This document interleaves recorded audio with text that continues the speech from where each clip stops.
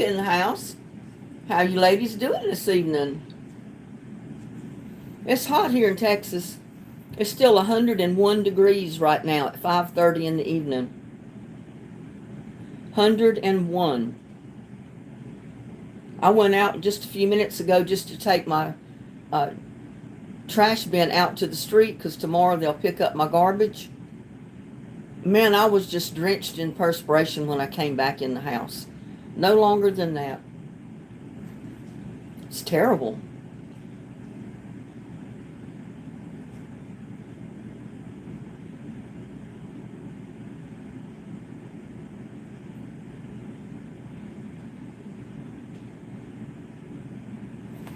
Yeah, my garden is just suffering so bad, I'm telling you. Everything's burning up, even though I'm trying to keep it watered. The cover blew off of my strawberry bed, and my strawberry, oh, the poor things, they're just flopped over. I hope they'll revive tonight. I put the cover back on and tried to secure it down so it won't blow off. But it's been real windy today, which has helped with the heat, but that is if you're outside, but you don't want to be in the sun. If you're outside, you at least want to be in the shade, because that sun is unbearable. The heat is unbearable.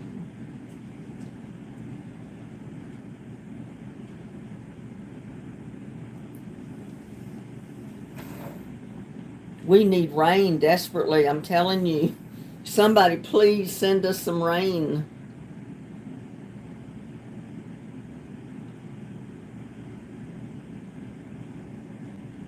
And I've got a cough drop in my mouth because I didn't have anything on no mask on when I went out.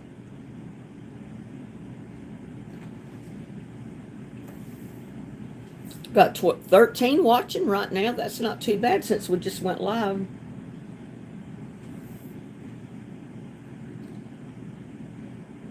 I wanted to go live last night, but it was so late by the time I got finished with everything, and I was so tired. Oh my God, I was tired.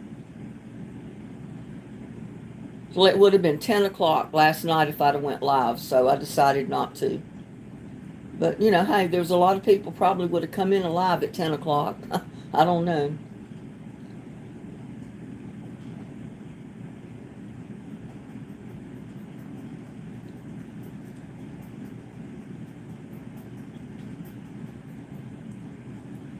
How's the temperature where you're at, Kimberly and Shatika? It's still 101 degrees here at 5:30 in the evening.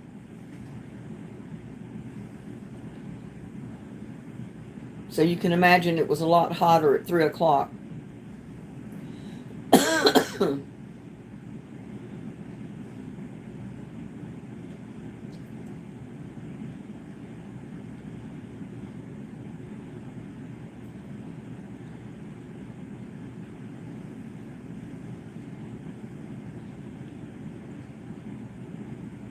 Yeah, I came across some information, and I knew most of this, but some of it I didn't know about food that you could stockpile for hard times, especially because they think the price is going to keep increasing on food, and the more you can store and keep now, the better off you're going to be in the long run.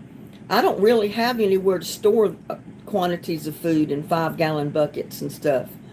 I mean, I wish I did, because you couldn't put them outside in the shed because it'd be so hot during the day. It would cook everything, even in a 5-gallon container.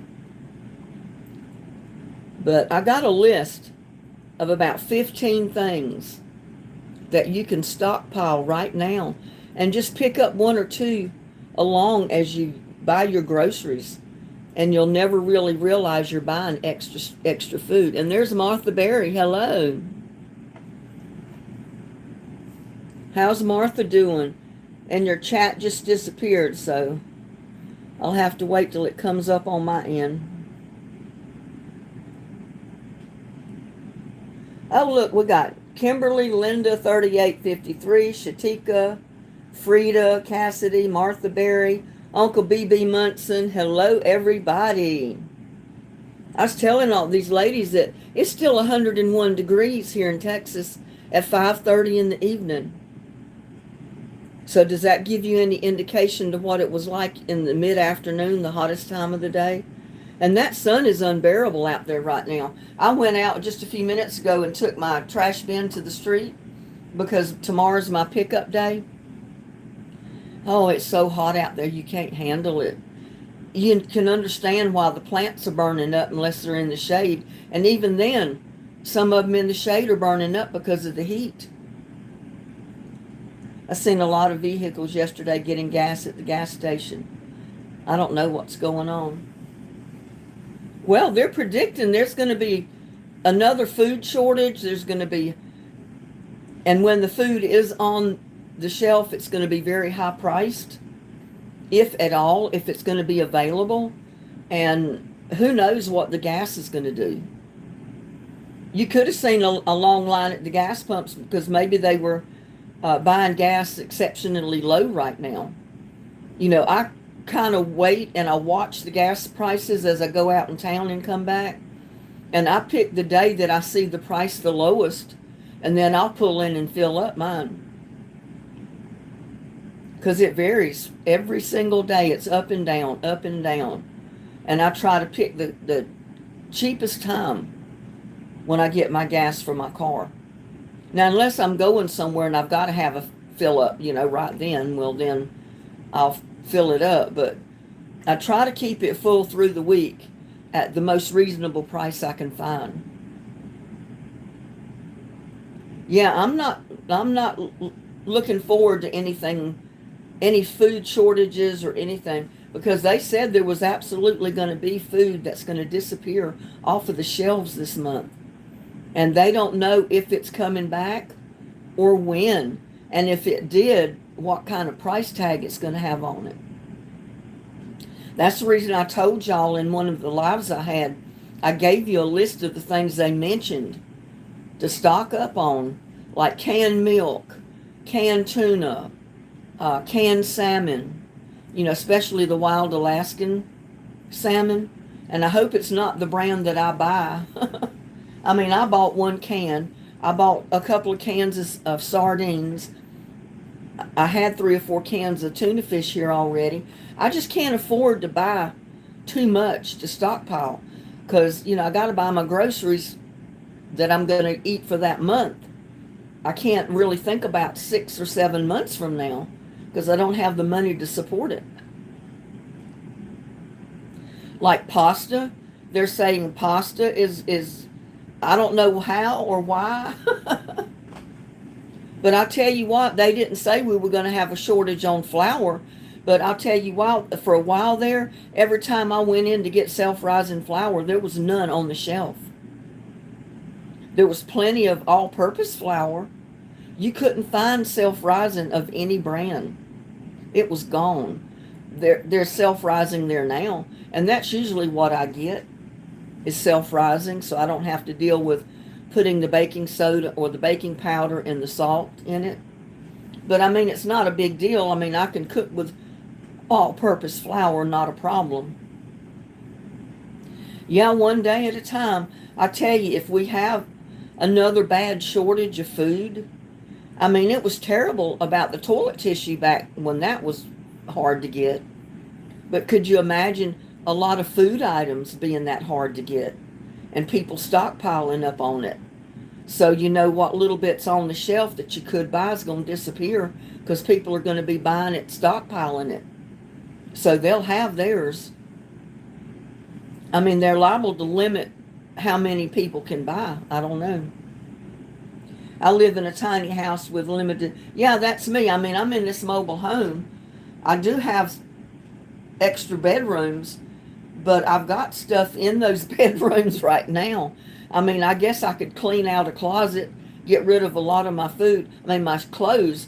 There is a lot of my clothes I can't wear that I should probably get rid of anyway. And that would give me closet space at least to stockpile food, maybe. I could get several 5-gallon buckets in there of different things that's on my list that I'm going to go over in a little bit.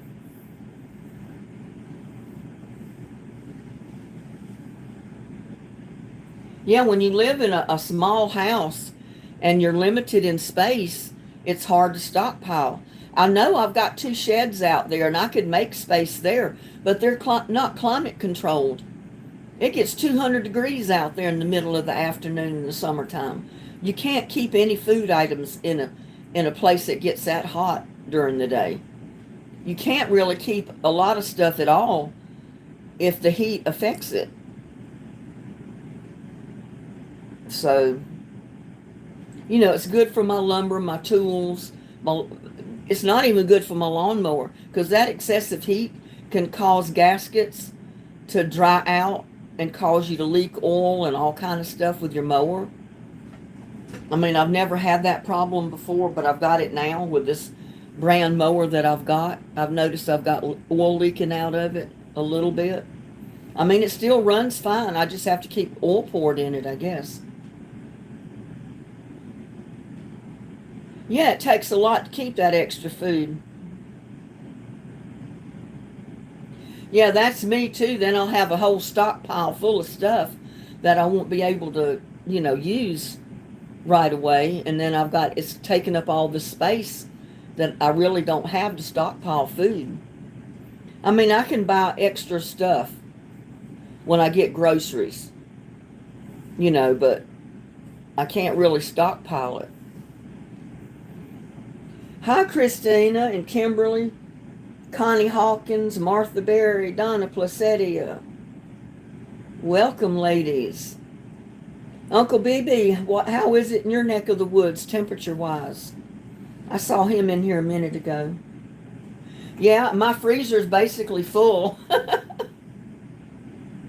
But I mean, this is all stuff that you don't put in a freezer. I mean, I've got food. My freezer's full of food. This one I'm trying to use up. The top freezer section, I'm trying to use up the stuff that's up there so it's easier to clean out. And the stuff that's up there is the older food. So I'm trying to use that up first. And then I'll start using stuff here in the new freezer before I buy more and stockpile up on that. But I usually try to keep it full. But this time of year, I try to use up the old stuff, get rid of it for new stuff coming in. But I'll tell you, the way my garden's burning up, I haven't had a whole lot of stuff coming in. Hi, Christina. Yeah, I'm not going to stock up. Not really. I mean, I'll buy an extra can or two, like of tuna, sardines, stuff like that, which I like. And sardines are good for you. They're high in protein and all that omega stuff that fish give you. The sardines are actually higher in content of all the good stuff than any fish that you can buy. And it's in a can and it's cheap. And I like it. Back during the war, they ate sardines on crackers. And that's probably where my sandwich of sardines on bread with slices of thin onion on it came from. That my aunt fed me when I was in her house through the summer helping her with her baby when I was like 13 years old. Because that was the first sardine sandwich I'd ever eaten. She gave me a glass of V8 juice and it was a sardine sandwich. And I had never seen anybody make a sardine sandwich before. But I guess it came from her heritage where she grew up. They ate sardine sandwiches because they were nutritious, they were good for you, and they were cheap.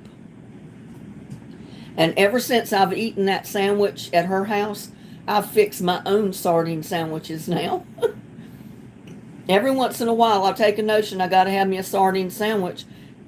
And I'll buy me a can of sardines and I'll put them on bread. And I'll slice onion real thin and put it on there and eat it. It's good. I love it. But now I do not like sardines in mustard or tomato sauce or any of that other. I want my plain sardines packed in water if I can get them. Now I will buy it in oil if I can't find the water one. But I rather have packed in water. Same with my smoked oysters in a can. I love them. I love to eat them with crackers. I love my sardines, not sardines, but my salmon in a can, and patties, and you can make salads with it. You can make a lot of stuff with salmon in a can. But, you know, if it comes to that, I'm going to have to buy what's available and just make do, you know. That's all I can say.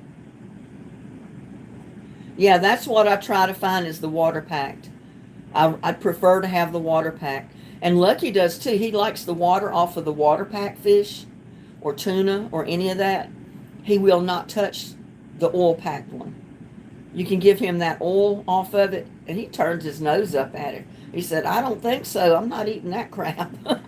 See, even cats know what's good for him. He's at the back door right now, curled up.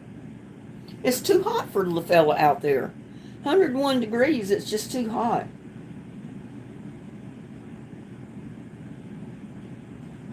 Only thing I have a taste for is souse. Souse, and I've never brought myself to be able to eat any. I don't like the looks of it. I don't like the sound of the name. My dad always liked it because they made it on the farm when he grew up. But no, I don't want it. I'm sorry.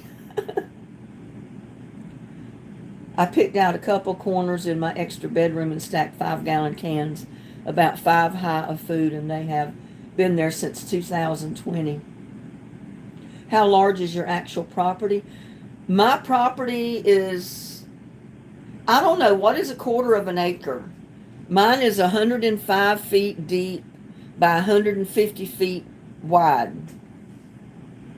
So I think it might be close to about a quarter of an acre. I don't know. I don't know what a half an acre is. I'd have to look at the scales. Y'all have to figure it up. I don't know. It's 105 feet by 150 feet. So y'all do the math. I can't get my calculator right now or I'd tell you. I try to keep extra food I know I will use. I keep it dated and rotated. I keep a lot of extra flour, cornmeal in my freezer. I just try to keep some stuff if you can make survival meals. Right. Well, they were saying, you know, that most people have enough in their house right now to last maybe a month. Now, with me counting what I got in my freezer, I could go probably 6 months with just what I've got here in the house to eat. But I'd have to eat what I got and not be choosy and fix what I can fix from what I got, if you know what I'm talking about. But I grew up knowing how to make food stretch and how to take a little of nothing and make a meal out of it. So I'm not worried about that. But all this stuff that's on this list is everything that they recommend that you basically get a 5-gallon bucket, fill it up with this item, one item each 5-gallon container, and put moisture absorbed things in there. I don't know what they call them, but to keep the moisture out.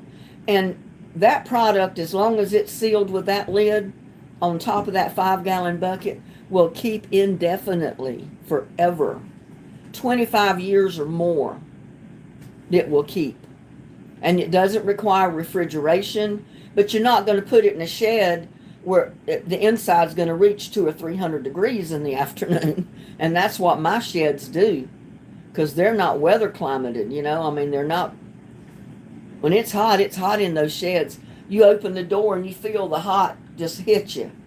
You got to open that door and let some hot air out before you can even go in. And then you don't want to stay very long.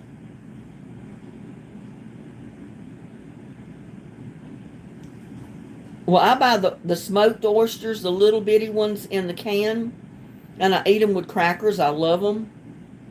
And I love fried oysters.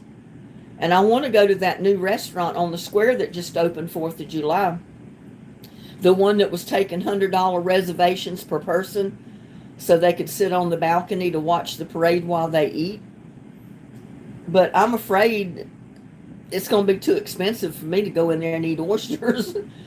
I said maybe I'll try it one time and just see what the prices are like. I tried to look up on the internet their menu and maybe some kind of pricing, but I couldn't find anything. There was stuff on the restaurant, but it didn't give like a complete menu or pricing or anything like that. Tamara Douglas says bread, water, coffee, and wine, and I'm good.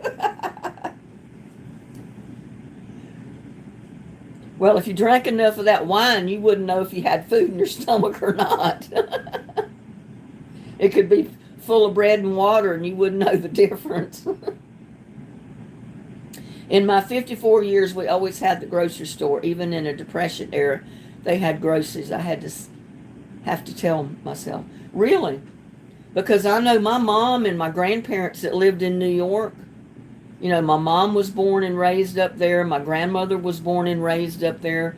My grandfather came to America from Italy when he was only a toddler. So he basically grew up in New York City. But during that Depression era, when it was during the war, especially too, they were rationed with food. They had, if you didn't have a stamp or a coupon to go get a bag of coffee, you couldn't buy it. If you didn't have a coupon to get a bag of sugar, you couldn't get it. Everything you bought, even to a dozen eggs, you had to have a coupon. When you spent that coupon, you couldn't get any more till the next month when they gave you more coupons. That's how bad it was. Now, out in the country, like ranchers out here, they weren't as bothered because they could butcher their own beef. You know, they had a lot of stuff right on the ranch. Farmers, like in North Carolina and surrounding areas where they grew everything themselves, they basically had produced all their food off the farm anyway. So they didn't notice the Depression, the food rationing and everything like a big city like New York did. Because everything had to be brought into the stores and it wasn't available to them. So they rationed it. And my mom said, especially during the war, no one had buttons. You couldn't make a dress, or a coat, a blouse, or anything that needed buttons on it because you couldn't get them. All the buttons went to the military for uniforms and stuff like that. Now, during that time, they had all the potatoes they wanted. Some food was in quantities and they made good use of it. But stuff like sugar, flour, coffee, cornmeal, all that kind of stuff, you had to have food stamps or coupons to get it. That coupon would say you were allowed a 5-pound bag of sugar, and that was it for the month. Yeah, they rationed certain things, but they did have some food. I mean, some foods were not rationed, some were. And it was just the hard products to get, and a lot of it did go to the military.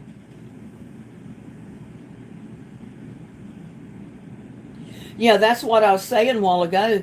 They're telling you to buy the 5-gallon buckets with the lids so you can seal that 5-gallon can. Put the moisture absorbers in there with your food item. And as long as you keep it sealed with those moisture absorbers in there, it'll last indefinitely, 25 years longer, for as long as you want it to last. And I'm going to go over the list too because I think it's interesting. I mean, a lot of stuff I knew, there's 1 or 2 items on here that I didn't know about.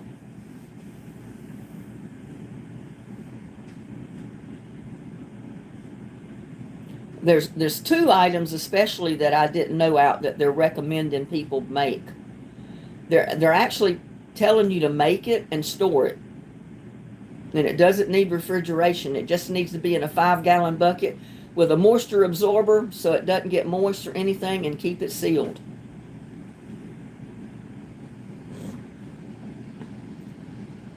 Was it FDR that got us out of the... I don't even know. I looked up. 5-gallon. I know. I mean, you can get the 5-gallon buckets like at Lowe's and Home Depot, Walmart, and they're supposed to be food grade. They're like $5 a 5-gallon bucket. And then most of them you got to buy the lids separately, which is another $2 or $3, which you're going to pay $8 or $9 for the bucket and the lid. So I wouldn't recommend running to the store and buying 25 buckets to begin with. I'd start with 1 or 2 and start filling it up. You came across your folks' stamps? Well, I don't know anything about that, but I've heard my mom talk about it. She said it was pretty bad during the Depression because there was a lot of stuff city folk just couldn't get. I mean, a lot of it you could get, but it was limited amount. And the coupons they gave you, I think, was kind of based on your family size. So the more people in your family you could get, not could get, but had, the more quantity you were able to buy that month. I had like 3 hummingbirds out at my feeders yesterday morning when I went out there before the sun hit the patio. See, they come out at night and feed, or early in the morning, or late in the evening when the sun's starting to go down. Those birds are smart. They don't want to be out there in that hot sun trying to drink that nectar. But I've seen about 3 at one time at my feeders. And they say if you see 3, you've got 7 times that many. So I've got about probably 21 hummingbirds around here somewhere. They just don't all come to the feeder at one time. And you'll see one come to the feeder and eat for a while. He'll leave. You'll see another one come back. A lot of people think it's the same bird coming back, but they say it's not. It's a different one.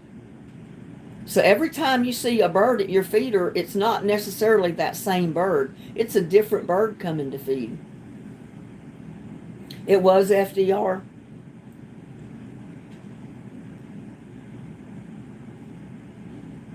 I missed some of the Robert Stack. There are 2 types of lids.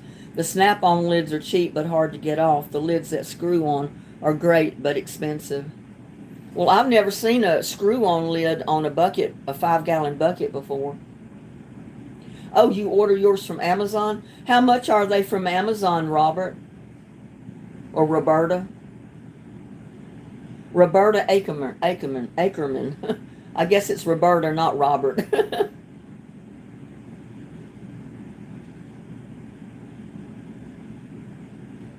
Yeah, it's too hot for them. It's too hot and dry.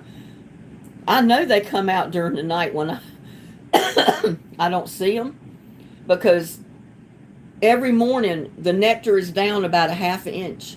So there's been some birds doing some drinking of that nectar during the night for it to drop that fast. In fact, I need to fill 2 of the feeders up right now. And they drink more when it's this hot than they do when it's not. From Amazon, I think they're about $9 for the screw-on lid. For the lid or the bucket and the lid?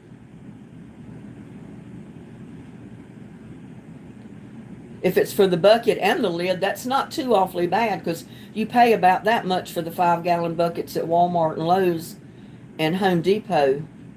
Oh, just the lid. Yeah, that's expensive. I can't imagine how much the bucket would be. Twice that much at least. So, I mean, it would be worth having it, but you couldn't buy but maybe 1 lid and 1 bucket every couple of months or so. I couldn't. And then, it would cost a lot more to fill it up, but you wouldn't have to fill it all up at one time. The bucket was cheap, right? Really? It was the lid that cost the money. Isn't that something? Yeah, I noticed you can get the buckets out here at Home Depot, Lowe's, and Walmart for like $4 or $5, but then the lid costs $4 or $5 too. And they're just like the snap-on one. But of course, if it was in the house, it wouldn't break down from sun rot or anything like they do in the yard. My lids break down real fast on my buckets outside. I'm always having to replace the lids because they dry rot from the sun and the heat, and they crack.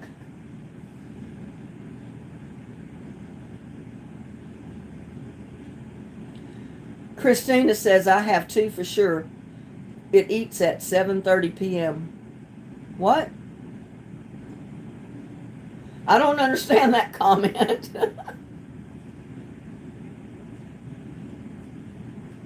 I think one of your words is misspelled or something, because I don't understand your comment, Christina. I do too. But we've been on long enough, we can start going through this list.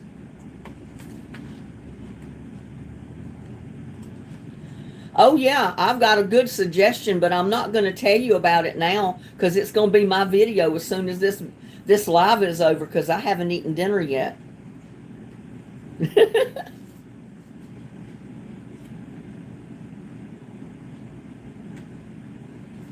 Oh, the list of stuff that's going to be missing from the grocery stores. Let's see if I've still got that here.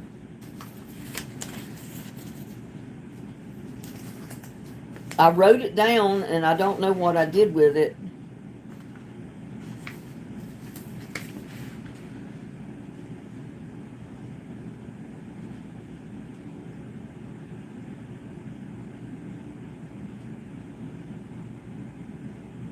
Oh, here it is. I still had it. Now, they're predicting that we're going to get a shortage of these items this month.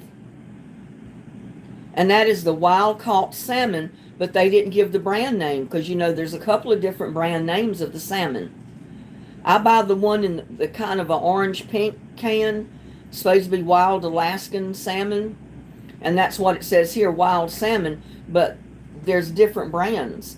And it doesn't say that all the brands are going to disappear. So they say you may want to buy extra when you buy groceries. Canned chicken was one of them. And they said they're going to be like off the shelves this month. And if they do come back, and when they come back, they may be a higher price. Canned Italian tomatoes. Now that's one of my favorite tomatoes in the can to buy. If I don't have tomatoes here at the house that I've got canned in jars from the summer, I like to buy the Italian tomatoes because they have all the seasonings and stuff in it. And I don't know why that particular one. They didn't say plain tomatoes. They just said the Italian tomatoes. Canned sardines and mackerel. Well, I never buy mackerel anyway because I don't really like it. That's one fish that I don't care for. I mean, if that was the only one I had available, I guess I could probably eat it. But I never buy it because I don't like it. I bought it before and tried it, and I don't like it. But I love sardines, and it said canned sardines. But it did not give the brand name. Evaporated milk. They're suggesting you, when you buy your groceries, to buy 4 to 6 cans of evaporated milk. They didn't say what brand. Because, you know, there's Carnation, there's Pet. Isn't there another brand? I know I usually get the Carnation. I was thinking there was like 3 or 4 brands of evaporated milk. But, you know, that was my favorite milk to buy because that's what I used to cook with. Because I'm allergic to everything else unless it's just 2% fresh milk. So I always keep evaporated milk on hand because I can cook with that and it doesn't bother my stomach. Canned chili with beans. They didn't say what brand. They just said canned chili with beans. They said if you like canned chili with beans, buy extra cans when you go to the store because it'll be this shortage of it this month of August. It may come back next month, and if it does, it may be at a higher price. Who knows? Canned corned beef. Didn't say. And like I said, canned tuna fish. So I've already got 4 or 5 cans of tuna fish here. I always keep extra cans of tuna fish because I'm eating it all the time, and Lucky loves the water from it. Spam is one that's they said is going to be disappearing from the shelves this month. And when it comes back, who knows? And what price, they don't know. Canned ham. Well, years and years and years ago, when I was so limited on budget for food that I couldn't buy fresh ham or packaged ham, I did buy the cheaper canned ham. That's all I could afford to buy. But they said canned ham. Canned refried beans, they said also. They did not give a brand. The only brand they gave was Campbell's. They said canned soup, Campbell's brand.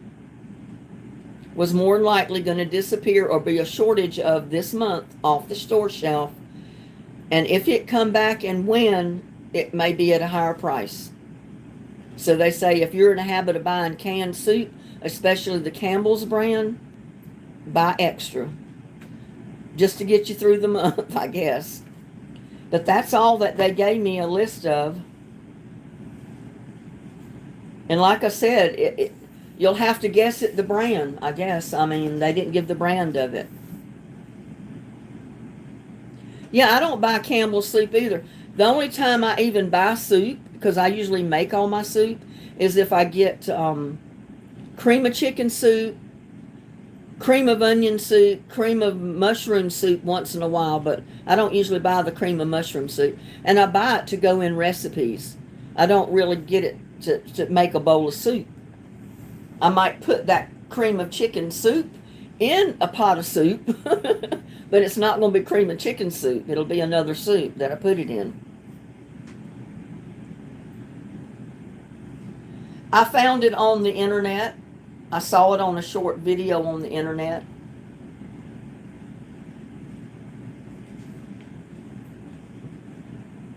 Now here I'm going to get into of foods that basically have no expiration date. And I know all these items, if you'll look at the packages on the store shelf, there's an expiration date on it. But guess what? These foods never expire. The companies put the expiration date on these items to rotate the items to keep fresh items on the shelf. It's not because they expire. And raw, unfiltered honey is one of them. Did you know that honey can last forever? It can outlast you. Even if it's opened and it gets crystallized, or even if it crystallizes in the jar unopened, you can still use that honey. Just heat it up on a low temperature, and it'll go completely back to liquid like it was when you bought it from the store. And you can use it. It's perfectly safe. But it will last forever. No expiration date. Circle K, I don't know of a Circle K.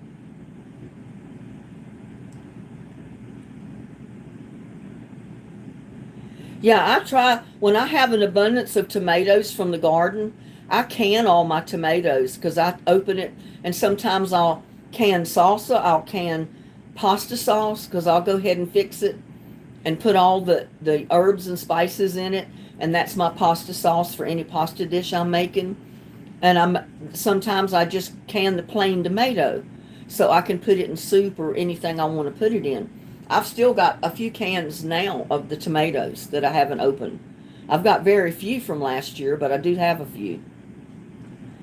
And I've got jalapeno jelly. I've got my watermelon rind preserves. I've got herbs like rosemary, oregano, peppermint, parsley, basil, all that kind of stuff in jars that I've dried from last year.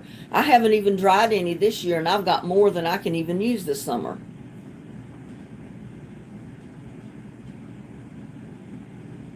I purchased a tool that opens the snap-on lids. Oh, wow.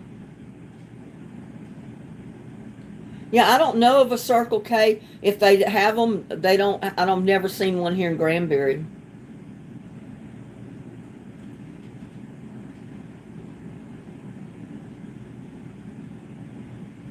Well, you know, if you get that Upside app or whatever it is, any of the stores or restaurants or places on their list that they give you daily, like if you want to go gas and your gas pump is on that list, you can click on it and say you're getting gas at that place, and when you get your receipt, you can enter it in the phone, and it automatically gives you your money, so much money back.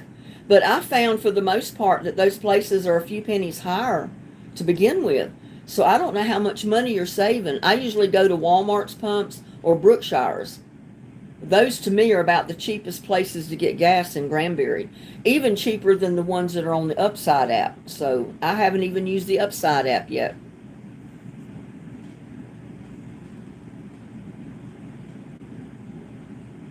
Okay, the second item that's on this list, and most of you know about this already, and that's white rice. Not brown rice, white rice. If you pack it in a 5-gallon bucket, airtight, with moisture absorbers in it, it will last indefinitely. It will last forever. And how much rice do you use a month? I use pretty good amount of rice. I mean, I'm not cooking rice every day. I may cook rice about once a week. But still, you cook at least a cup of rice at a time. Or I do. The other one that will last forever, this is number 3, and that is salt. Now, this is not the white salt, because usually it's iodized and all this stuff, and it will lose all that over time. The best salt to store, to keep indefinitely, is sea salt or pink Himalayan. I can't even pronounce it. Himalayan salt. The pink salt. If it's packed with moisture absorbers in a container with a lid, it will last forever. Because salt is the one thing that will not generate bacteria. You can salt down fish and keep them forever. We used to salt fish. Instead of our freezer was full when we lived at the ocean, and we had a 50-foot gill net that we put in the ocean every day, pulled it in about every 24 hours or so. We had our freezers full of fish. So we started packing them in 5-gallon buckets of salt. And it'll keep them in that salt. Just like freezing them or cooking them and canning them. You just gut them, clean them, wash them, put salt in there, throw your fish in, keep layering it with salt and fish, salt and fish. Till you get to the top, top it off with salt, put a lid on it, and those fish will keep indefinitely. And I tell you, we gave tons of fish away. We kept people supplied with fish and shrimp on that beach that we lived at, on Oak Island in North Carolina.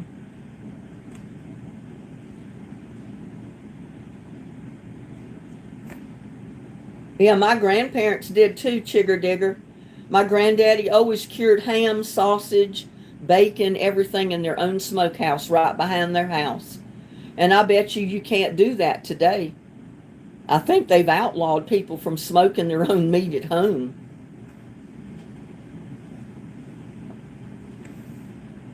Yeah, some sales are rip-offs. All right, number 4 item that will keep indefinitely with no expiration date, as long as it's packed with moisture absorbers in a sealed container like a 5-gallon bucket with a lid. That's white granulated sugar. How much sugar do we use? I use a lot of sugar.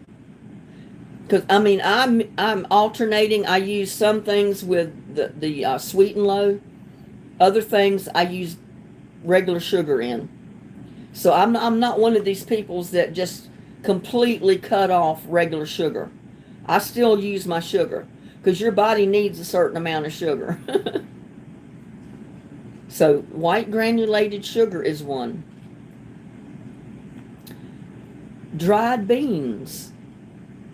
And do you know you get more fiber and protein and all this good stuff from dried beans than you do a lot of food that's put on the table today? Dried beans is one of the best things you can eat. During the Depression and before, people lived on dried beans. I lived on dried beans for many years because that's all I could afford to buy. And all I had to put in it or season it with was fatback. And it's kind of similar to salt pork. It's made like salt pork, only there's no red meat in it whatsoever. It's all pure white fat meat. But it looks like a slab of bacon, but it's just white, pure fat meat. And that's what we used. And I loved it. I could slice it off like you would a piece of bacon, fried in a pan. I loved it crispy. I seasoned my food with it. And you can't buy it out here. I've not found any anywhere. Salt pork you can get everywhere. But it looks more like a bacon than it does the fatback that I'm talking about. But dried beans will last at least 25 years or indefinitely, as long as they're stored properly. Moisture absorbers and a sealed container. They will last forever. And that's all the dried beans. It doesn't matter what kind they are. Black-eyed peas, lima beans, pinto beans, navy beans, kidney beans, whatever. They're the best thing you can stock up on for hard times.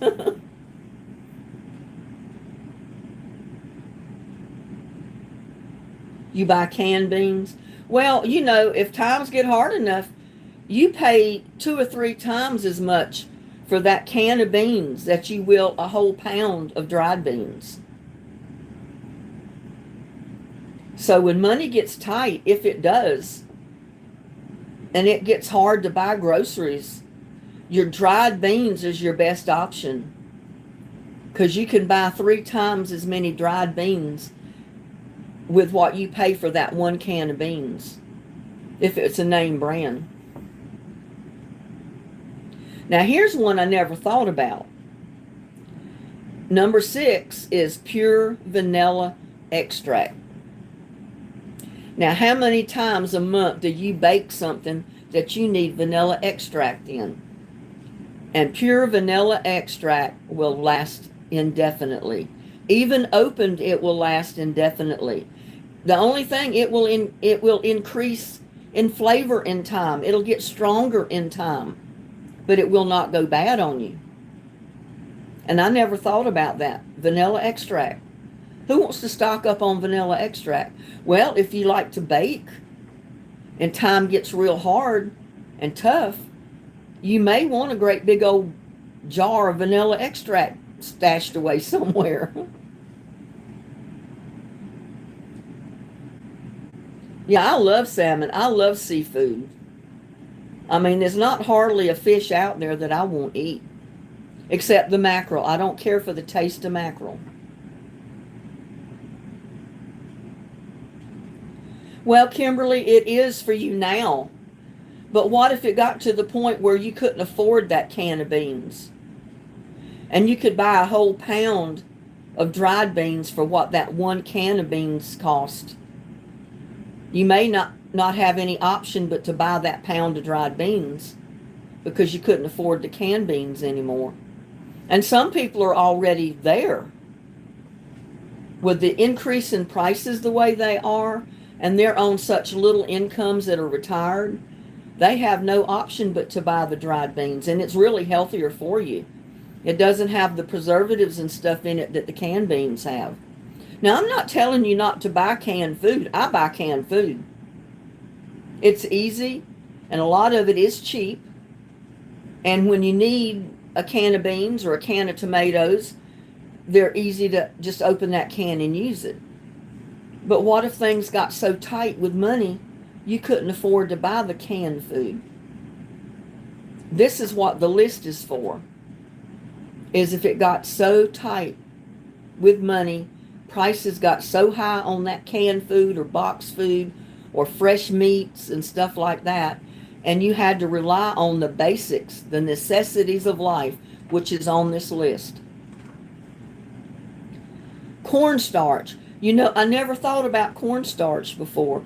Who wants to stockpile cornstarch? But you know, cornstarch is good for so many different things. It's good for your skin. It's good for like rashes and different things that you can make a paste of cornstarch and put it on. There's a whole list of things you can do with cornstarch other than thicken gravy. And I never thought about that. And it will last forever. And here's another one I never thought about. Who wants to stockpile soy sauce? It lasts forever, indefinitely. It does have a lot of salt in it most of the time, and that's one thing that helps preserve it and makes it last forever is that salt content. But there's so many different foods that you can flavor up with that soy sauce. How many times do you use soy sauce in a month? Just think about it. If times got really tough, money got scarce, food got scarce, you would like to have several big jars of soy sauce in your stockpile. The next one is distilled white vinegar. White vinegar is good for so many different uses, not only to pickle things with, but a lot of other stuff. But distilled white vinegar is on the list, y'all. Instant coffee and freeze-dried coffee. It will last forever. Now, the beans, no. They go old and bad. Fresh ground coffee, no. It will only last a certain amount of time. But instant coffee and freeze-dried coffee will last indefinitely. And when times get tough, who wouldn't want a good old cup of hot coffee? You tell me. Would you want to do without your coffee because you couldn't afford it? There's a lot of people out there would drink their coffee before they'd eat breakfast in the morning, or they would drink their coffee before eating dinner at night. So I know how people love their coffee. So that's something to think about. I never thought about stockpiling on instant or freeze-dried coffee before. And the next one is one of the things, yeah, cornstarch is good for babies, but it's good for a lot of stuff. Cornstarch is good for so many different things. Yeah, this is survival food, Roberta. Not if it's usually in an airtight container. Yeah, it's got to be sealed well. Once you open it, yeah, it's going to evaporate, but it will last you till it evaporates. It's not going to go bad on you. Canned beans are $2 a can. Yeah, well, you can get a whole pound of beans for $2. You could get how many cans of beans out of a pound of dried beans? No, I wouldn't either, Kimberly. I wouldn't depend on any politician to save me. Now, hardtack is one thing that I never even thought about. Who would in the world would think about stockpiling hardtack? Well, this is what survival food was many years ago. Because hardtack, once it is cooked, baked, it is a cracker that will last forever. Pack it in a 5-gallon bucket, air moisturizers in there, seal it airtight. That hardtack lasts forever.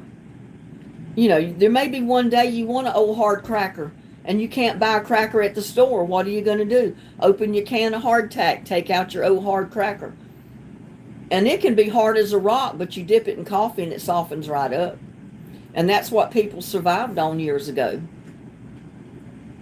Cowboys survived on it on the trail because they could take it around in the chuck wagon and it lasts forever. And they could dip it in their coffee or gravy and it would soften it up and they could eat it that way.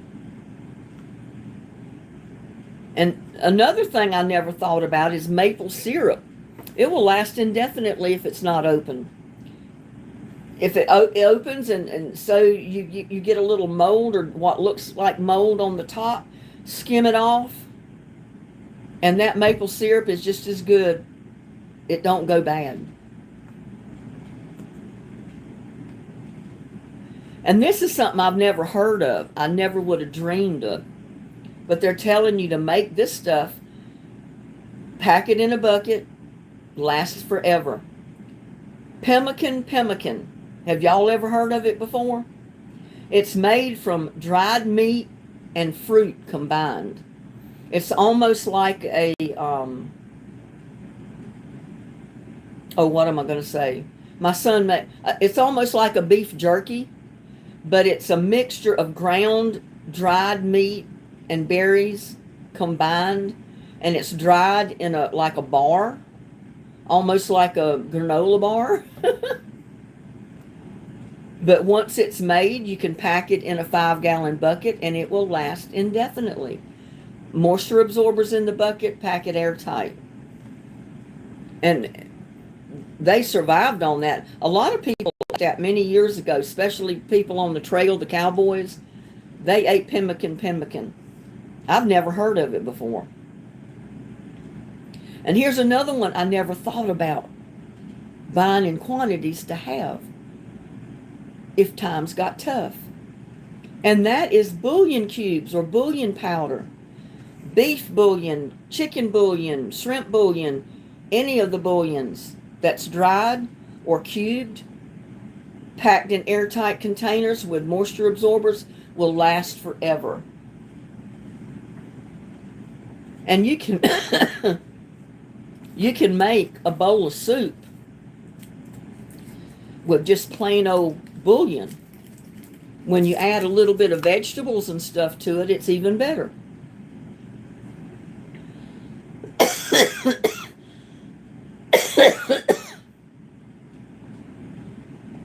Yeah. You never heard of hardtack? It's almost like a saltine cracker, only it gets harder. Chigger Digger's got it spelled correct. Pemmican. It's Pemmican, but it's pemmican. Yeah, it is a hardcore basic, and they ate it on the trail because it was an easy food to store. It didn't require cooking, and they could eat it like a candy or like a granola bar or something. It didn't have humus on the list. Howdy, MT. I don't know. I've never had humus. And I don't like chickpeas, so I probably wouldn't like humus either. Number 15 on the list, and the last one, is dried pasta. That is one survival food. If you're going to stockpile food, you got to include pasta. There's so many different dishes you can make with dried pasta, like soups or anything else that you make with pasta today. Just like rice, you can make so many different recipes with rice as long as you have the other ingredients, and it lasts forever. And it said one thing that you can make and store, it's not going to last forever canned, I don't think. It'll last for a short time. But it's one way you can save money, and that's make your own sauerkraut. And it's an easy recipe. You take 2 tablespoons of salt to 1 pound of shredded cabbage. Put it in a jar, fill it with water, put your salt in, mix it up, put your cabbage in. Make sure your cabbage is immersed under the water, because if it comes up above the water, it can mold. Make sure it's always held under the water. And most of these fermentation jars have weights that go in the top. I don't have one. Sometimes I wish I did, but I don't. But it's so easy to make.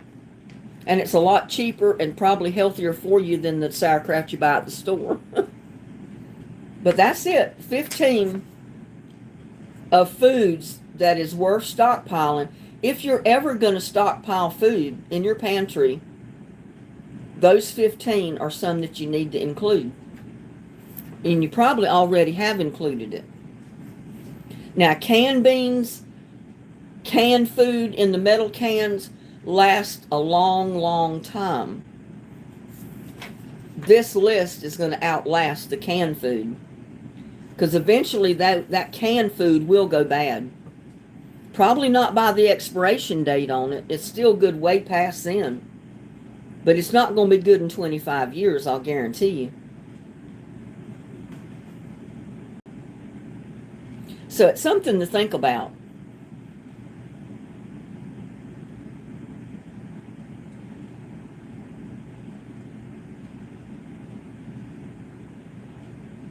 I mean, what if it come to a day that people had to start butchering their own fresh meat again and putting up smokehouses in their backyard and smoking their own meat, and that's the only way they could get meat.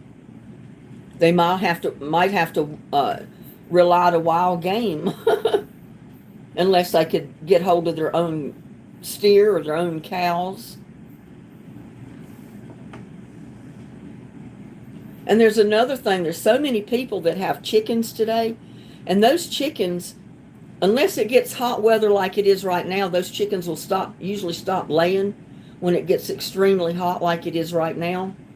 But in the milder weather, they produce eggs like crazy. They run you out of house and home with so many eggs. But you know what? Most people don't water glass eggs anymore. They used to store their eggs in the summertime in jars of water, and they last for right on through December when the chickens quit laying, you know. They get rid of their eggs. They give them away, you know. They do whatever with their eggs. And then when the chickens quit laying, I don't know if they have eggs. I've never tried to water glass eggs. I don't know if I would trust it or not. But many people years ago did store their extra eggs from their chickens in big, what was it, 2-gallon, one of those big glass jars, I think 2-gallon or 3-gallon jars. They used to fill those up with eggs, fill it up with water, put their eggs in it, but you cannot wash those eggs. They've got to be unwashed eggs, and they got to be taken from the chicken the day they laid them. The day you gather them from that chicken house, you put them in that water bath right then, not washed, just like they came from the chicken. And they will last you through the winter. Yeah, I've never seen anybody do that. I've never seen my grandparents water glass eggs. So I don't know, but they say it works. Yeah, you can freeze dry foods. A lot of people will freeze dry their eggs. And then you've got eggs that you can rehydrate. You know, I don't know how they would be. I've never used the powdered eggs, which they have today on the market, which are expensive, but they do have them. Yeah, the Amish still do that, I'm sure. And they last without refrigeration. You just put them in a cool room where it doesn't get extremely hot or it doesn't freeze. Those eggs last right on through the winter months from summer. Right on through to your chickens start laying again. Like I said, I've never tried it. My grandparents never did. My parents never did. So I don't know.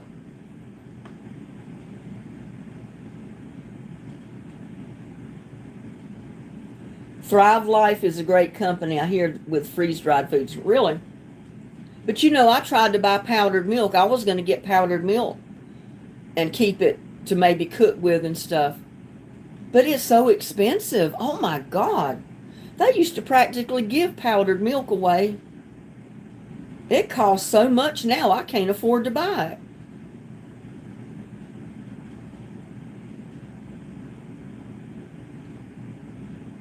Yeah, if things get tough, the older people may not last as long as the young ones do.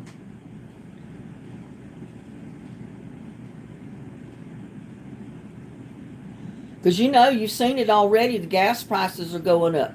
Food prices are going up every day. I mean, Walmart is one of the few stores I found. Well, several of the stores here in Granbury still have eggs that are reasonable. I mean, I can afford to go in and buy an 18-count package of eggs, and that's what I usually buy. And that fills my door rack up in my refrigerator. So I buy 18-count eggs every time I buy my eggs.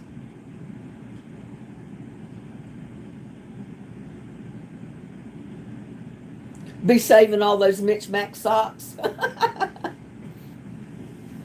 Well, unfortunately, some of the socks they make today, I hate them. I've bought some of them. I don't like wearing them. They hurt my feet. Some of them pinch my feet. They cause my shoes to pinch my feet. I don't know what it is with these socks today. And those little slip-ons that just cover your foot under the shoe, they keep working off my heel and getting down in my shoe, and that drives me crazy to where I quit wearing them.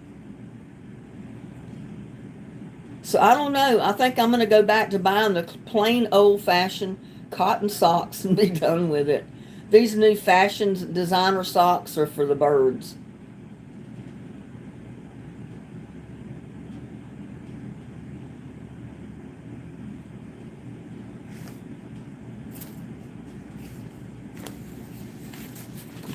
But I know one lady, I think she was a subscriber of mine. I don't know if she still comes into the lives or not.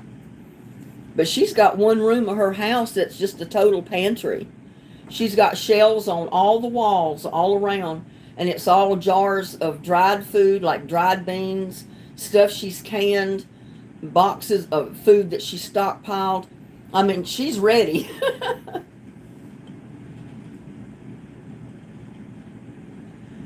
Is expensive, but quantity is worth the price, yeah. Well, the powdered milk, though, that I've seen at these high prices are just real small boxes. I thought to myself, how can they even get away with charging that much for dried milk, powdered milk? Yes, I did.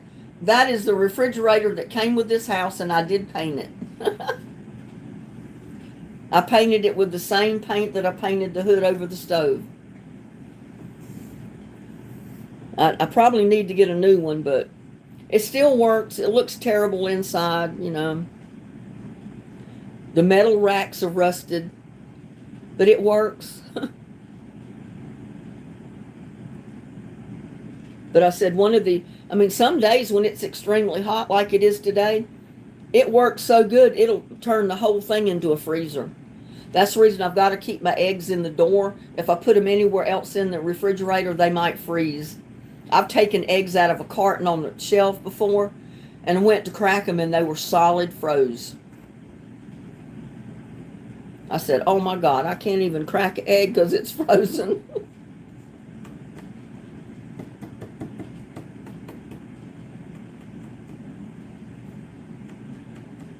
Yeah, but I never thought about buying extra soy sauce or cornstarch or vanilla extract. You know, you always think about the dried beans, the sugar, the salt, maybe even honey. But I never would even thought about the bouillon cubes. I mean, how many people do you think have stockpiled bouillon cubes to make soup? Or to go in beans to help flavor your beans? It's something to think about. If it comes down to it and you need extra food, that's one thing on the list I would get is the bouillon. Because I use a lot of chicken bouillon. I do use beef bouillon, but not quite as much of it.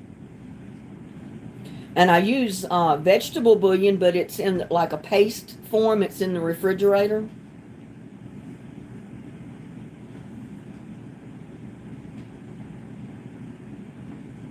Yeah, I've heard one lady say that she bought a new refrigerator and she can't even keep her milk fresh. It goes sour in 2 days after she buys it, when the date's not even out on it. Well, I might end up pouring milk out of mine and with ice cubes in it. So I don't think it's going to sour. But I don't buy fresh milk, so. Well, like I said, if I do, it's 2%. It's not the whole milk because I can't. My stomach will not tolerate it. Well, Terry, the new refrigerators are made not to last. Just like everything else. They manufacture products today that is not meant to last. They want you to have to buy another one in 5 or 10 years. That's what keeps them in business. If it was like the old Singer sewing machine that lasts your lifetime, you left your sewing machine down to your daughter or granddaughter. That's how long it lasts. It lasts forever. They pulled them off the market because they did last forever. They replaced them with these new manufactured sewing machines that will break down eventually because they want you to buy new ones. Like everything else, it's only made to last a certain amount of years, and then you got to buy a new one. Fat-free, well, I haven't seen the fat-free powdered milk. I'll have to look at that. But what few packages of powdered milk I saw on the shelf was outrageous. I said, oh my God. I couldn't believe it.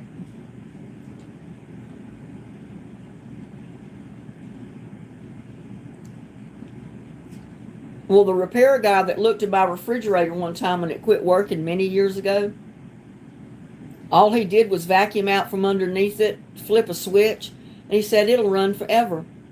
He said the only thing, it's got a safety switch on the bottom of it at the motor, where if it overheats from not getting enough air circulation under there, it'll trick that switch and it'll cut the motor off so the motor doesn't burn up. And that's what happened to me. It had got dust and stuff under the refrigerator. I never thought about vacuuming under there, but it's got a panel on the front you can take off, and you can stick a vacuum hose under there and vacuum it. And he said that's all that was. It got clogged with dust. It didn't get enough air circulation. It overheated. The switch tripped to keep it from burning up. He said that motor will keep that refrigerator cold until the refrigerator cabinet is falling apart.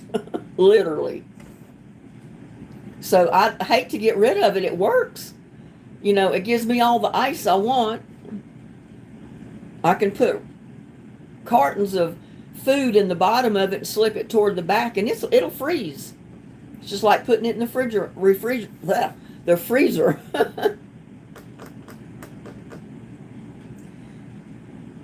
$8 for 3 or 4 gallons of milk. Huh. Is that the dry powdered milk?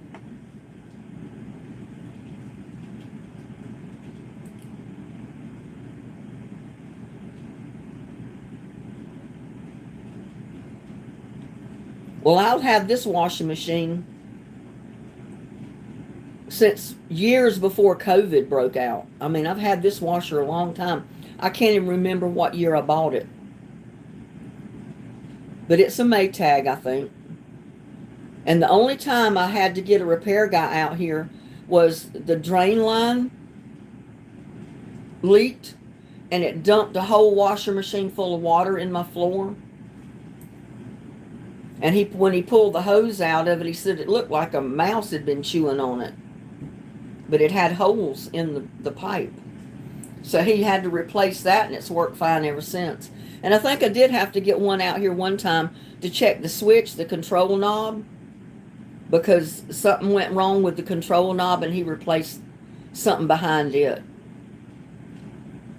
But both of them, when they saw that washing machine, she said, "Lady, you got a good washing machine here." I bought it new from Sears. It was a Maytag, I think, or Kenmore. Let me go look. That's got me wondering. I don't even know what kind of washing machine I got.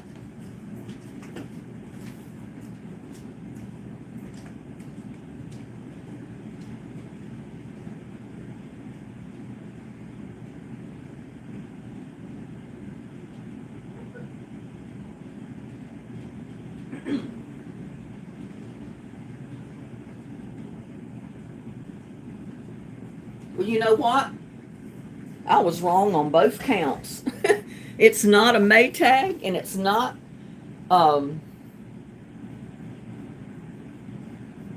what else did I say? Maytag or Kenmore or something. My washing machine is a Whirlpool, and I bought it at Sears. And the day I went in there looking for one, of course, all they had were the new ones, and they were gigantic washers. I said, I can't buy one of those. It won't even fit through my door. I said, I'm living in an older mobile home. I've got X amount of inches space to put that washer. And it's got to go through a 24-inch wide bathroom door. I can't cut my walls out to get the washer in there. So they said, well, we got one that size. It's back in the storeroom. It's an older model, and it's been in the box. We never even took it out of the box because all these newer models came in, and we figured nobody'd want that one. I said, well, I probably will buy it if it's the right size.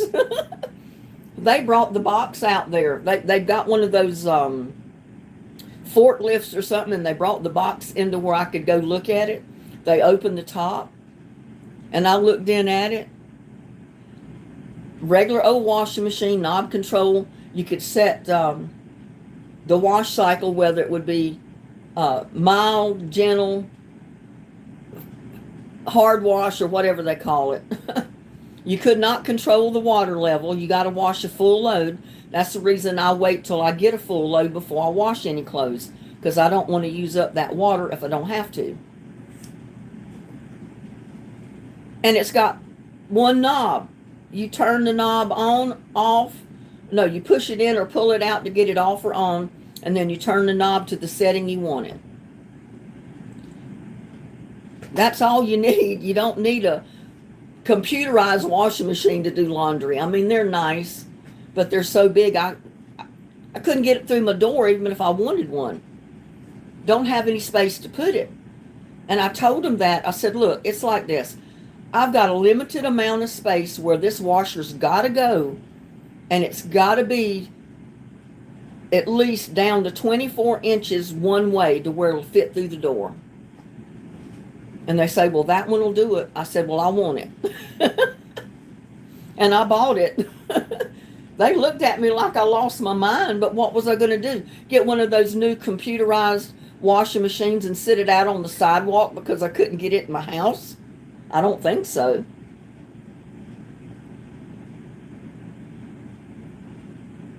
Yeah, I'm keeping what I got. As long as they work, hey, I'm keeping them.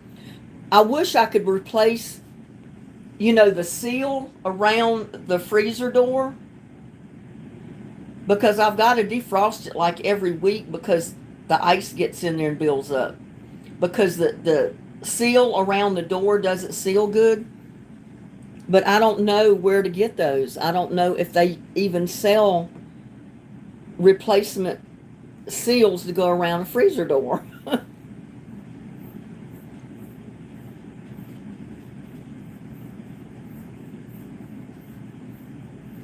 Yeah, my mom bought a new one, and after a few years it quit working, and guess what?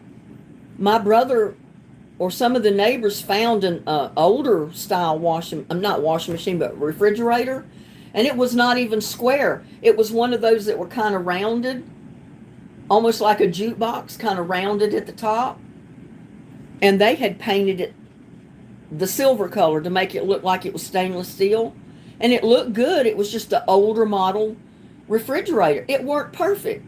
So they gave it to my mom, and she put it in there, and she still had that one at the time she passed away, where that brand new refrigerator just kicked the bucket on her.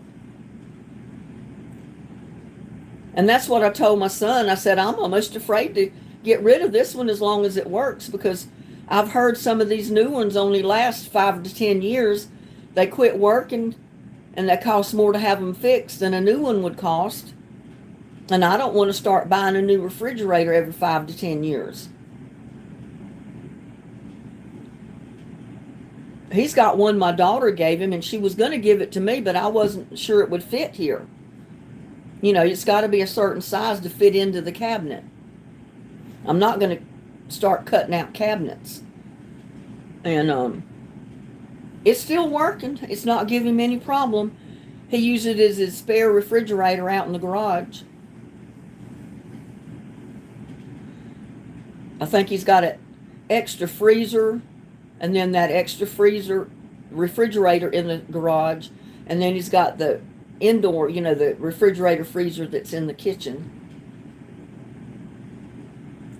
Older is better, just ask Maxine.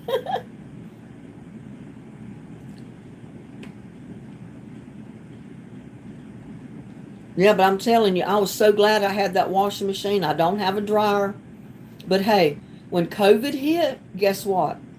Every laundromat in this town closed. So if you didn't have a way to wash your clothes at home, you were screwed, to put it mildly. I bet there was a lot of people buying washing machines at that time, because there was no laundromat open. We had like 3 or 4 laundromats in this town. Every one of them was closed. Closed for COVID. Yeah, Whirlpool is supposed to be one of the really good brands. Kenmore, Whirlpool, GE. I think Whirlpool is right up at the top of the list, though. Yeah, that GE washer washed 3 generations. But the guy told me, he said, your control knob wore out because you put it on the same setting every time you wash clothes. He said, switch it around. And he said that it'll last longer. It may still break down, wear out.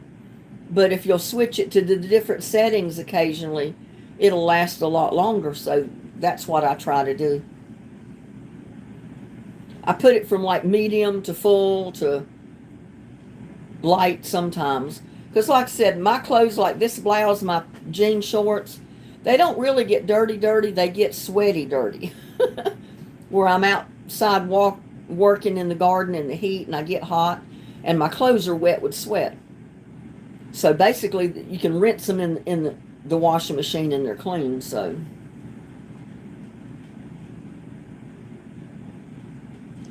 I think she fouls up the old wringer machine just to get me to fix it.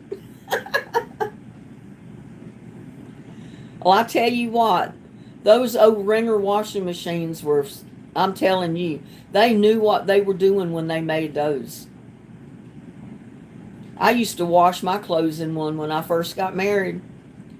I loved using that old wringer washing machine and taking your clothes and putting it through that hand wringer. I loved it. And I think your clothes were cleaner because you washed your clothes and then you drained all that soapy, dirty water out. You put fresh, new, clean water in to rinse your clothes. It tickled me. One of my friends said that he started washing his clothes, even his sheets, in a 5-gallon bucket in the garage when he couldn't get to the laundromat. And the laundromats are so expensive now. It costs you a lot more to wash and dry clothes than it used to. You could put 50 cents in the washer and wash a load of clothes. It's probably $1.50 now, if it's that cheap, to wash that same load of clothes. But yeah, I loved using that wringer. But he said I started washing my shirts and my jeans, just like he said, rinsing them out because he just got sweaty. He didn't really get dirty like a lot of people on some jobs do. And he said I couldn't believe how dirty the water was. And he said the more I washed and rinsed my clothes, the cleaner the water was after time. So he says, I don't want to go to the laundromat to wash my clothes anymore. He said, I think they're cleaner washing them in a 5-gallon bucket. I said, you're probably right. Or at least washing them at home. But he has a washer and probably a dryer in his house in North Carolina that he bought, where he's planning to move eventually for good. If he can ever get his house in Lake Jackson straight and sold, and then he'll move to North Carolina for good. In the meantime, he's kind of traveling back and forth. But he's realizing winters in North Carolina are not winters in Texas. They're a lot colder in North Carolina than they are here. And with the humidity at 95 degrees, it seems like it's 105 in North Carolina, where it can be 105 here and not feel that hot. I mean, you get in the sun, it does, but we don't have that humidity here. So there's pros and cons in all of it, anywhere you might want to move to live.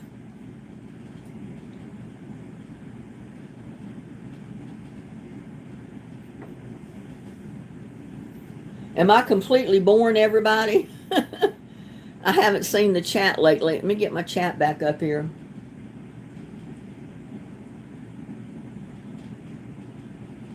How long have I had this refrigerator?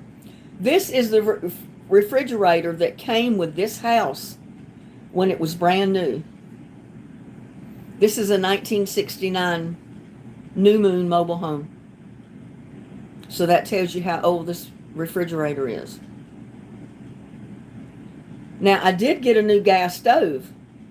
I got it several years ago, and I didn't get it because the other one didn't work. The other one still worked fine. It was just rusty, and it looked terrible. And I just couldn't deal with it anymore because I could clean the oven and it still looked dirty because it was all rusty. The top was getting rusty. So I got rid of it and I bought me a new one as soon as I could find it. I had a hard time finding my stove because I wanted one that looked right in here that fit. Every stove you find was so high in the back, it wouldn't go under the exhaust fan on the wall. But when I found this one, I said, this one works perfect because it's a Western style. It's trimmed in black and the back is low. It's not like a foot tall up in the back.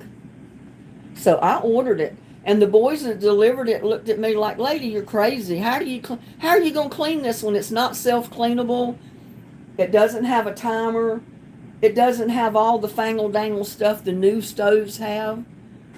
I said, look, I had to buy a stove that will fit in that spot, and this is the one I found. I'm happy with it. It don't need all the newfangled timers. It don't need all this new stuff. It's perfectly fine. The burners work, and I can bake in the oven. That's all I need. They thought themselves, oh, well, okay, she's happy with it.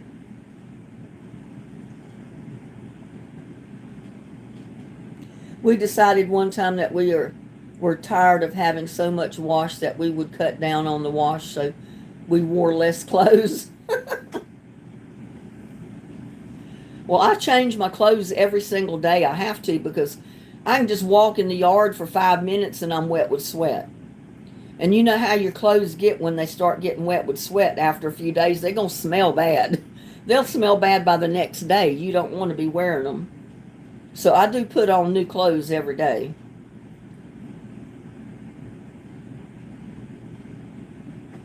This refrigerator is a Frigidaire.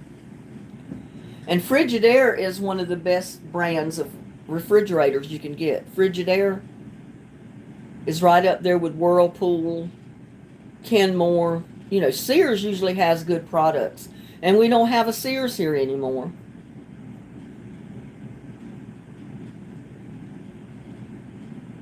I don't know what I'll do if my washing machine ever breaks down and it can't be fixed. Because I've looked at new ones and I can't find anywhere like the one I've got, and not the size of the one I got. I got to go a lot smaller to like an apartment size washer. And I guess that would work for me, but not with blankets. And then you'd have to take your blankets to the laundromat, and I don't want to do that. If I get a washing machine, I want one that I can wash my blankets in, my sheets in, my clothes in, whatever I need to wash. The only thing I cannot wash in my washing machine is my crocheted bedspread, queen size bedspread. And it's too big, it's heavy when it's wet, and it would come apart in the washing machine, so you would not want to wash it anyway. I hand wash that in my bathtub, believe it or not. People wonder, well, how in the world do you wring it out? Well, I got my ways. I got a laundry basket. I turn it upside down. I put it in the tub. I pull the crocheted spread and pile it on top of the basket, and it will drip. It'll keep dripping until the dripping stops, and it's almost like it's been wrung out in the washing machine. And that's the way I do it. And then after it drips to where it looks like it's wrung out, I fill the tub back up with clean water to rinse it. Rinse it, do the same thing, put it back up on the basket upside down till it drips all out again. And then I can take it and put it on the clothesline. And it works fine.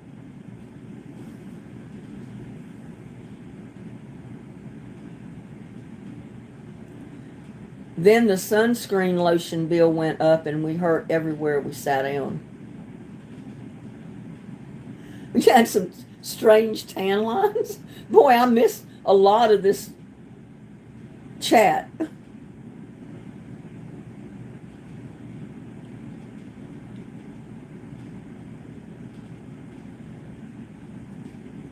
Well, the evaporated milk that I've been buying is only $1 a can at Walmart now. It used to be a lot more, but it went down to $1 a can. So And I usually buy 4, 5, 6 cans at a time when I'm in there. So I'll have cans of milk here when I need it, you know. Always have an extra can of milk.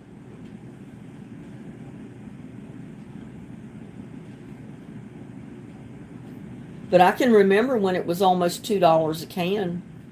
And the other brand, the Pet, it's more than $1. But what I buy is $1 a can, and it's good milk. I hope if it runs a shortage on canned milk, it's not the one I buy. And like I said, you don't know if some of this stuff they tell you is true or not. It was true about the toilet tissue years ago when nobody could buy toilet tissue, and it made it even worse when people were stockpiling it. They were going to the store buying every package of toilet tissue they could because they didn't know if next time they went in it was going to be on the shelf. And I have to admit, I bought extra. I didn't stockpile it, but I'd buy extra. And sometimes I'd order it online and just have it delivered if I could get some that was free delivery at the same price as I could go out here and buy it out of the store. So I always had an extra package of toilet tissue. And I buy the big one. I buy the is it the 18 rolls to a package? It's the big package. And I only buy it like once a month or so. That way I'm not buying a package of toilet tissue every week.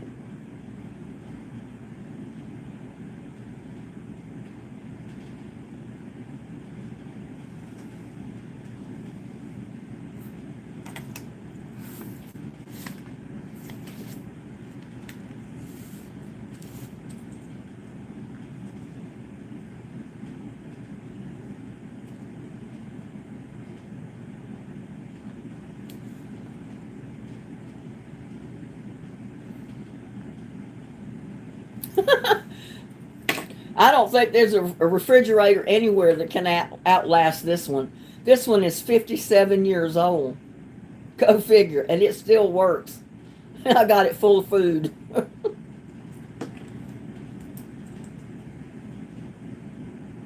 You tell me any other refrigerator that's going to last that long that you can buy at the store today. I don't think you can buy one that would last.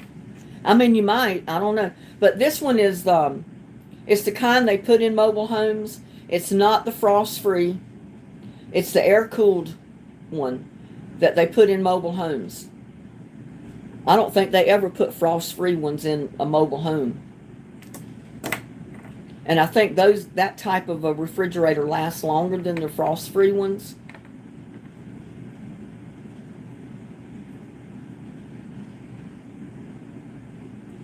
You're learning the difference between the light and the dark corn cobs. You'll have to enlighten me on that because I don't know the difference. What's the difference in the light and the dark corn cobs?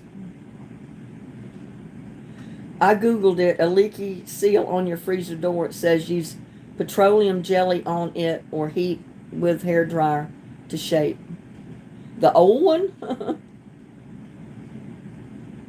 I think it's because the old one is just so dried out.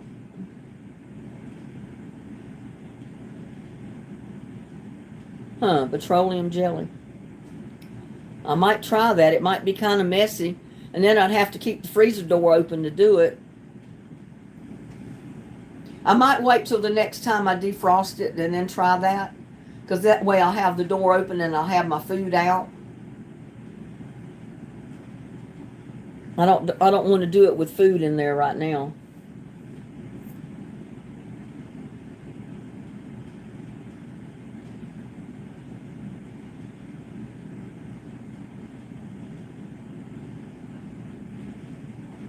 Kimberly, how long have you had your Whirlpool refrigerator?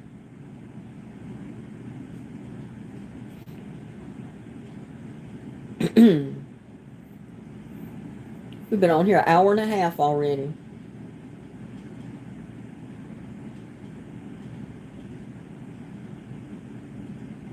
What's the difference between the light and the dark corn cobs, Terry?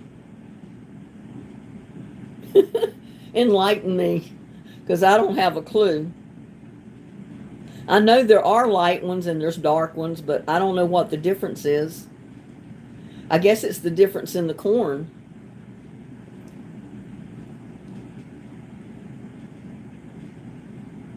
The Vaseline improved magnetic seal. Really? Huh. I'll have to try that.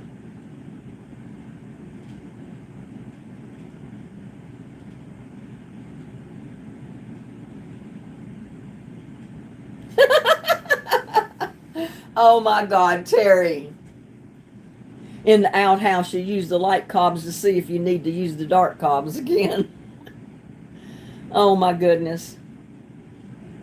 I know people back in the day ended up having to use corn cobs or anything they could get their hands on because they didn't have access to toilet tissue or they couldn't afford to buy it. But I've never had to use a corn cob. Never in my life have I had to use a corn cob. I guess it was better than nothing. Oh, I could not imagine.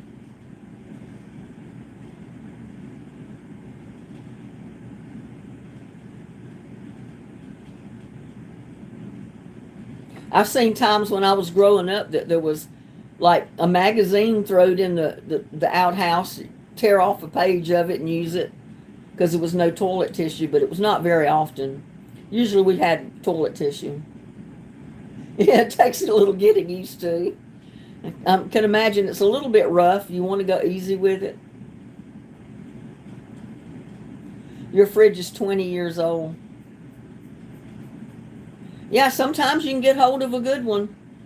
But I'll tell you, I've heard some horror stories about these new ones. I really have.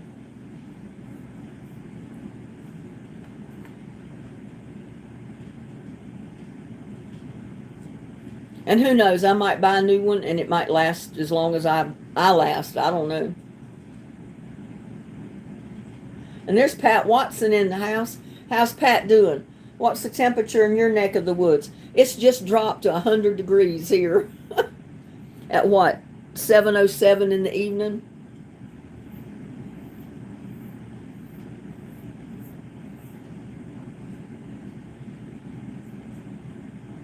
It's going to be up to 105, 6, and 7 later on, like the end of the week and next week, with no rain. I mean, we're in for it. My poor garden, I don't think I'm going to be able to keep anything alive. My poor tomato plants, they're suffering. They're suffering bad.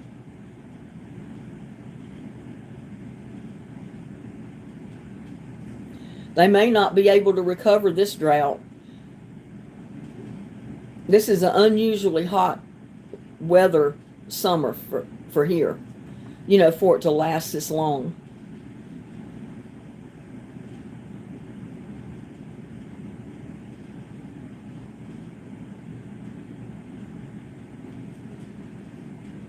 $100 today, but it has dropped 95 now. Yeah, it's still 100 degrees here. I got the thermometer showing right there on the bottom of the screen. It was 101 and it just finally dropped to 100.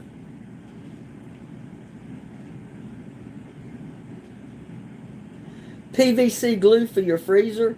Well, if you put PVC glue on it, then your door would be stuck together. Wouldn't it freeze your freezer door shut?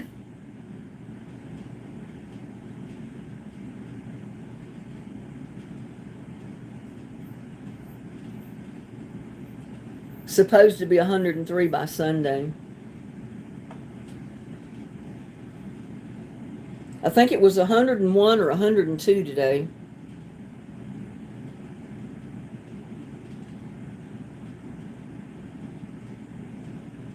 Leave open to dry, yeah.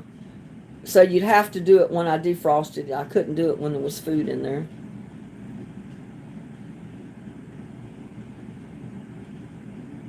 What? Ours are too. It's drier than a popcorn poot here.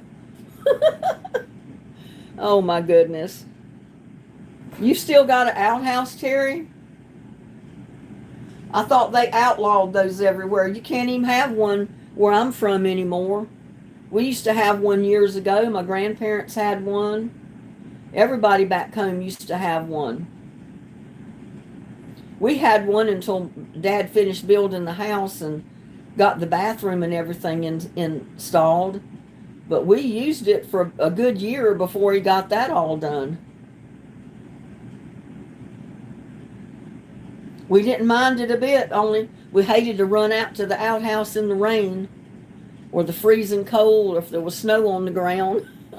You didn't linger long out there, that's for sure. You did your business and run back in the house. You didn't stay out there long.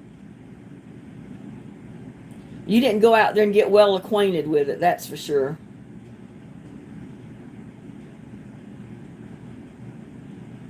They can't outlaw what they can't find. Oh my gosh.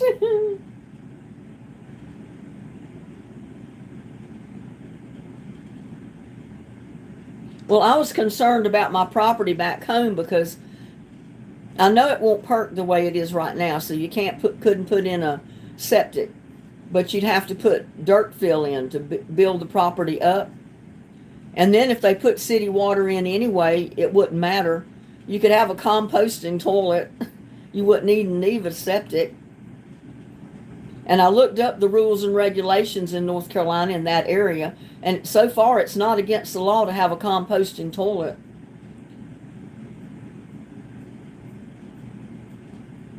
I just would hate to have to mess with a composting toilet because, you'd have to have a compost pile. And you got to let those piles sit for at least a year before you can use the compost, like in your garden or for anything. Maxine keeps her tow truck parked in the front of it. You're something else, Terry.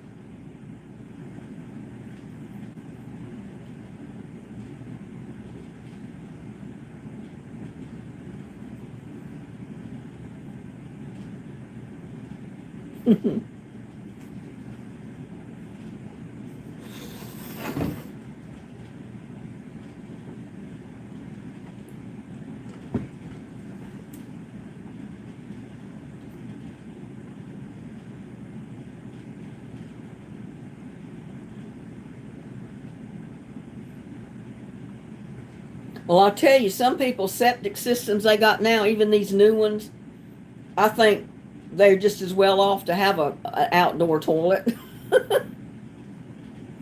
Because when you got all that chemically treated water coming out of the sewer, standing in your backyard, going under the privacy fence into other people's yard, and it smells like crazy, causes mosquitoes, I don't think that's very healthy. I don't remember the outhouse ever doing that. It never caused mosquitoes. It never had water standing in the yard. And you didn't need to pay a water bill to flush your commode either.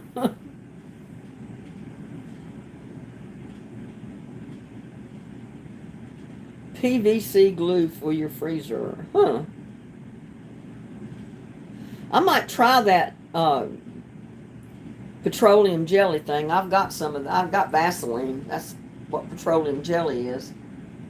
I could try that next time I defrost it.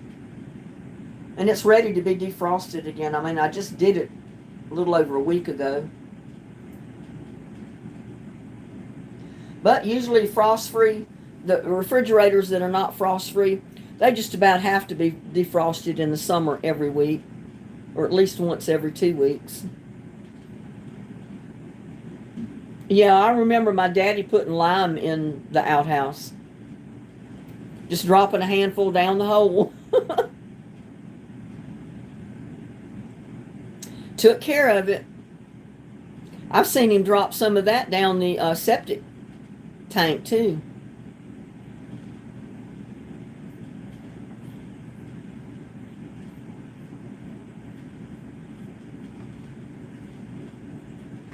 So, I mean, I think there was good and bad about outhouses. They sure come in handy when people needed them.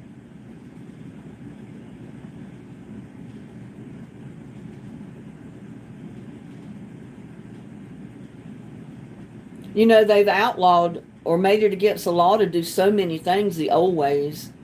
Even preserve your food, they've outlawed certain ways to do that to where people can't do it anymore. Not because it wasn't safe, it's because the companies couldn't sell their product if you produced your own at home.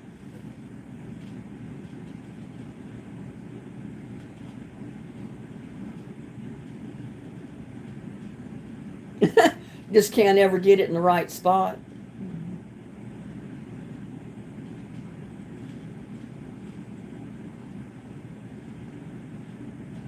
I turn mine off when I need to defrost it. Get me 2 pots full of boiling water, and I put it up in the freezer and close the door, and my ice is melted in like 30 minutes. Doesn't take me any. I can put all my frozen food in the kitchen sink all together to keep it froze, and it does not defrost the time it takes me to defrost the refrigerator. I get it cleaned out, turned back on, and freezing, put my food back in it, and it hasn't started melting yet. Now, if I didn't put the pots of water up there, it would take forever. But you put 2 pots of boiling hot water up there and close that door, that heat will melt that ice in a heartbeat.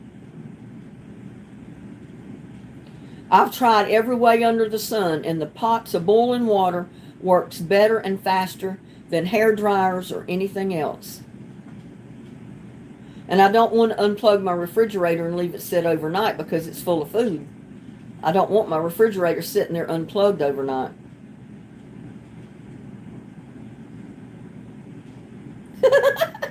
You never waited on someone to finish their phone call in an outhouse. You didn't usually have to stand in line to get to an outhouse either. The modern day bathrooms, if you got a big family, you might have to pick a number to get your spot in the bathroom.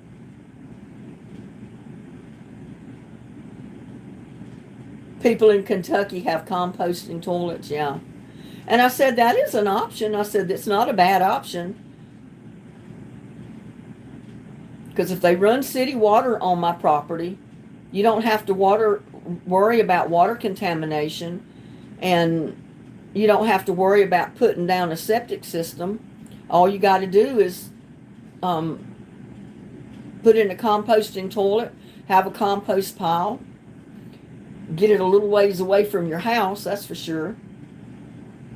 And then all you got to worry about is your gray water, which is dishwater, bath water, and stuff like that, which you can water your garden with it. Just like I do out here. Every bit of my washing machine water, I water my garden with. Everything else goes in the septic. You know, my shower water, dishwash. Well, I wash my dishes in the pan so I can take the pan and water the garden with. But, yeah. There is nothing wrong with watering your garden with washing machine water, as long as you use a safe soap. And the soap I use is a Real Mild soap. I don't use heavy, strong detergents that would cause a problem. I don't use a lot of bleach that would cause a problem.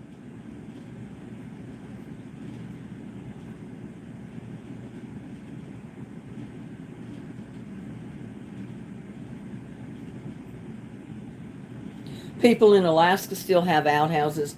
Yeah, people in Alaska, out in the boonies, still have a lot of stuff of the old-timey ways. It's just in the cities of Alaska that they're modernized and you don't have an outhouse. Or you may not have one.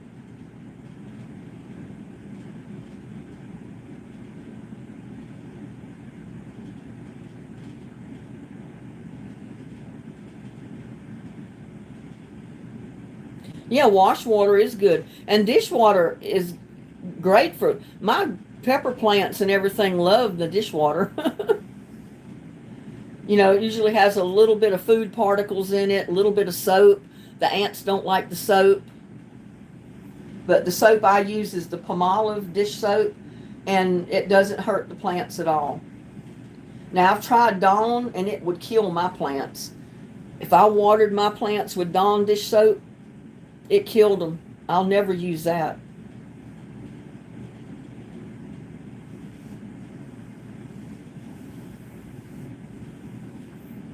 Well, like I said, the little bit of soap keeps the ants away. The ants don't like the soap.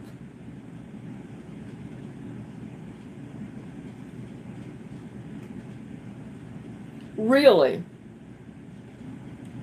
Well, I mean, mine's not just running on the ground. It's watering my plants, my raised beds and my pots and my totes. I don't have it just running on the ground.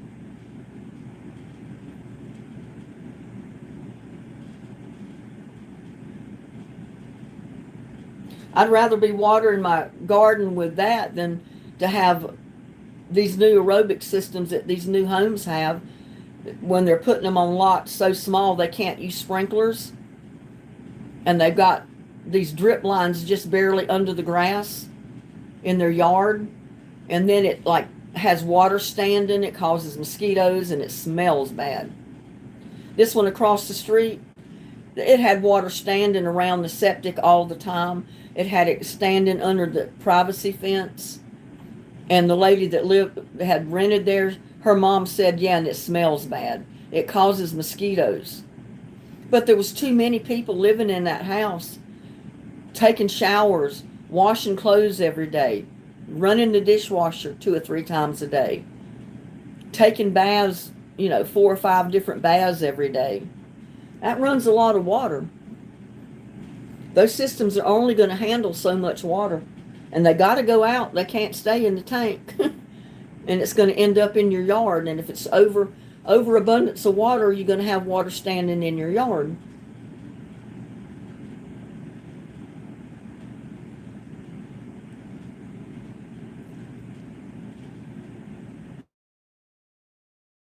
Anybody in Texas, as far as I know, it is not illegal. It's perfectly legal to use like washing machine water to water your plants, because it's just a little bit of soapy water. There's nothing wrong with it. And like I said, if you're going to water your plants with it, you're not going to use a strong detergent anyway. You're going to use something that's milder. It's not going to hurt your plants.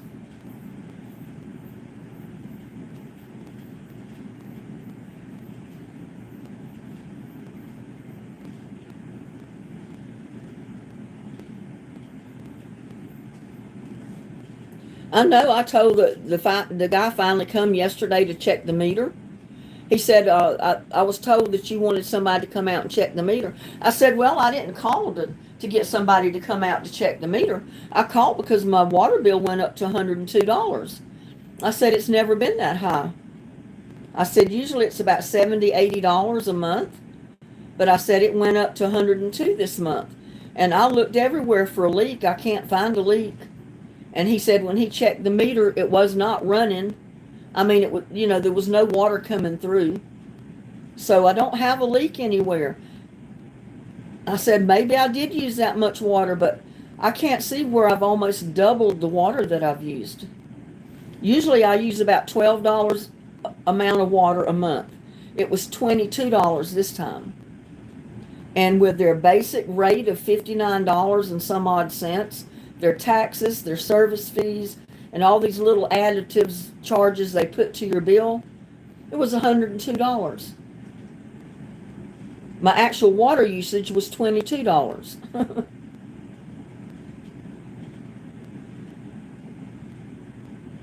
Yeah, thank God we don't have city sewage out here, because I'd get a sewage bill every month to help pay for the city sewage.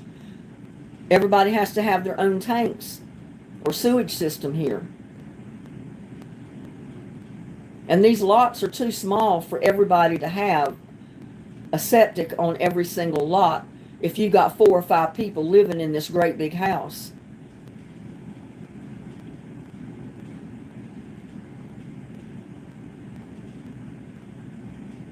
With me just one person here, with using my washing machine water to water garden with, I don't ever have water standing in my yard from my septic.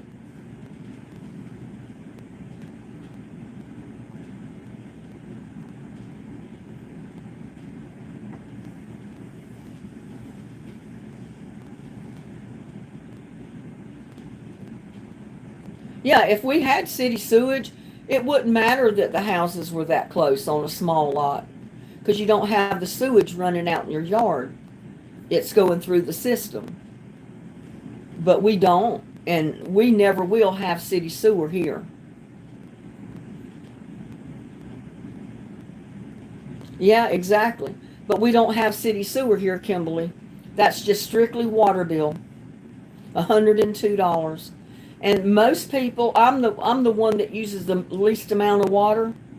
You look at the chart on the website for the water company. Most other people are using twice, 3 times, 4 times, and 5 times the water I use. So they're paying $200 and $300 a month water bill. Easy. I couldn't afford that.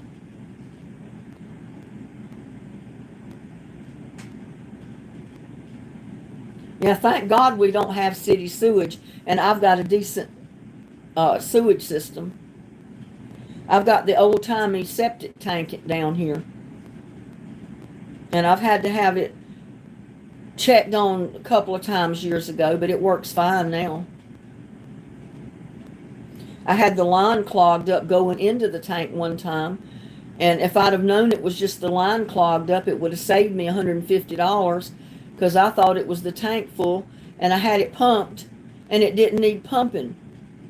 The line leading to the tank was clogged up, and that was through the real dry drought season when everything in the ground was drying up, and it caused paper and everything else to dry up in the line, and it just literally stopped the line up.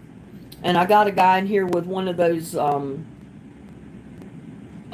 snakes, as they call them, that they run that line wire down the drain line, and it unclogged it, and it's fine ever since. I said, well, next time that happens, I'm going to check that line first. If I have to go buy a $30 snake from the store and run it in there myself, at least I'll save $150 by not having my tank pumped out.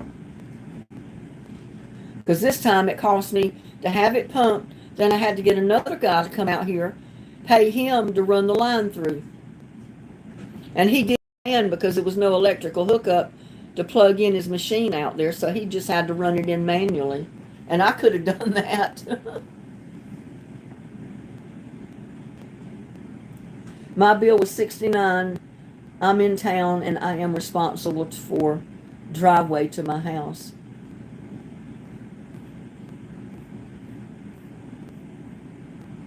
I've hauled treated solid sewage out to fields. Wow, really, MT? Yeah, that's what it's all about. These companies are making lots of money off of us. I wish we could put our own well down. I'd love to pump my own water here. I don't want to pay a water bill. My parents never paid a water bill. Back in North Carolina where we lived, we didn't pay a water bill. We had our own pump and our own well in town because nobody there had city water. There's city water now, but it's optional whether you want to hook to it or not. They're not forcing people to hook to it. And some people will get the city water because of the iron in the water. It smells like rusty eggs or rotten eggs. It's got a lot of iron, so it turns your tub brown or gold or green, the rust color. It turns the commode ring into a brown rusty color that's hard to get clean. I guess they use it just like fertilizer, MT. Which if it was treated, I guess it's just as good.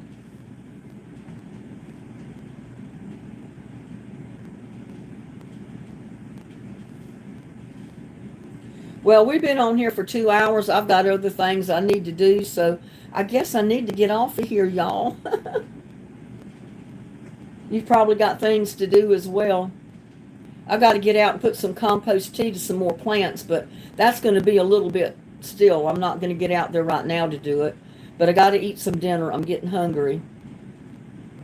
And I'm going to do my video for in the morning on my dinner tonight, so I guess I better get with it, hadn't I?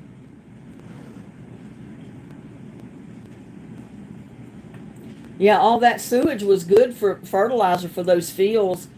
As long as it was treated, work that in that field, plow it in with all the dirt and everything, they could grow some good crops in that.